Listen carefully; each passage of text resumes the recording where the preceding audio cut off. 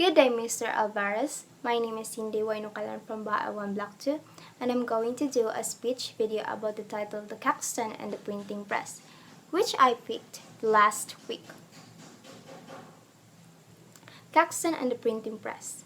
One of the major factors in the development of modern English was the advent of the printing press, one of the world's great technological innovations. Introduced into England by William Caxton, a merchant and a diplomat in 1476, while Johann Gutenberg, a German inventor and craftsman, invented printing using movable type. Note, it wasn't him who invented the movable type. It were the Chinese people rather. Though there were a lot of people too around the world who were working on this invention around the same time, but Johann Gutenberg reached there first. The first book printed in the English language was Caxton's own translation, The Recueil of the Histories of Troy, printed in Bruges in 1473 or early 1474. Among his best sellers were Chaucer's Canterbury's Tales and Thomas Malory's Tales of King Arthur. As mass-produced books became cheaper and more commonly available, literacy mushroomed, and soon works in English became even more popular than books in Latin. At the time of the introduction of printing, there were 5 major dialects division within England. First is the Northern, then West Midlands, East Midlands, Southern, and last but not least, the Kentish. And even within these demarcations, there was a huge variety of different spellings. For example, the word George could be spelled in 30 different ways. The ing participle, like the word walking, was said as and in the North, end in the East Midlands, and ind in the West Midlands.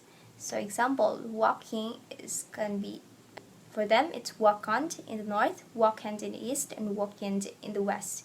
The eth and th verb endings used in the south of the country, like in the word walking, appear as es and s in Kentish. So in the south it is pronounced as walketh in the southern and walks in Kentish. With the advent of the mass printing in dialect and spelling of the East Midlands, and more specifically that of the national capital, London, where most publishing houses were located, became the de facto standard. De facto means in practice or actuality but not officially established, and over time, spelling and grammar gradually became more and more fixed.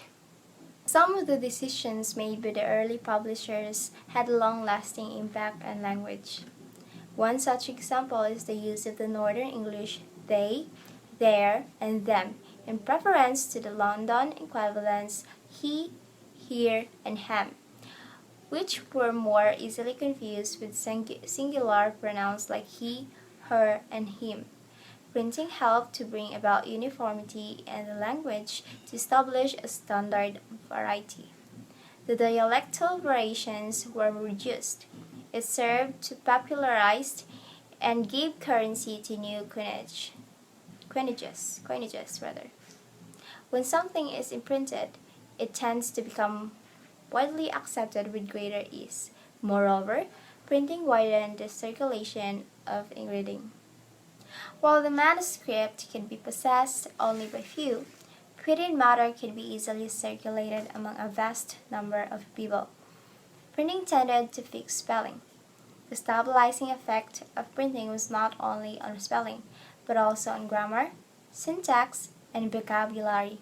The decisive factor in spelling fixation was, of course, the publication of Dr. Johnson's Dictionary, 1756. But Caxton's printing did impose a stabilization.